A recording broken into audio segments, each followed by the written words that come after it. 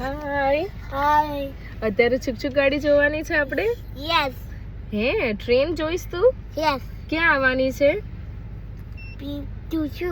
છુકછુક ગાડી અહીંયા બહાર આવવાની છે. છુકછુક ગાડી આપણે જોવાની. હા. હે ચલો ચલો બહાર ઉભા રહો. ચલો અહીંયા ઉભો ચલ. છુકછુક ગાડી જોવાની. ઓકે કિચુ હાય હેલો બેબી.